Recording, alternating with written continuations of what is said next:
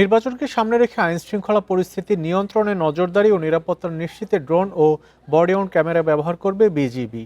সকালে মৌলভীবাজারের শ্রীমঙ্গল ব্যাটালিয়ন ৪৬-এর ব্যবস্থাপনায় আয়োজিত সংবাদ সম্মেলনে এ তথ্য জানান সেক্টর কমান্ডার কর্নেল BM তৌহিদ হাসান। তিনি জানান, সরাইল রিজিয়নের আওতাধীন 4টি সেক্টরের 13টি ব্যাটালিয়নের বিজিবি সদস্যরা সিলেট, কুমিল্লা, শ্রীমঙ্গল ও ময়মনসিংহ সেক্টরের 17 জেলার সংসদীয় আসনে আইনশৃঙ্খলা রক্ষায় মোতায়েন থাকবে। এরই মধ্যে ভোট কেন্দ্রগুলোতে তদারকি শুরু হয়েছে জানিয়ে তিনি বলেন, গোয়েন্দা নজরদারি বৃদ্ধিতে চেকপোস্ট স্থাপনের পরিকল্পনা নেওয়া হয়েছে। নির্বাচন শেষ না হওয়া পর্যন্ত এই কঠোর নিরাপত্তা ব্যবস্থা থাকবে বলেও জানান BM তৌহিদ হোসেন।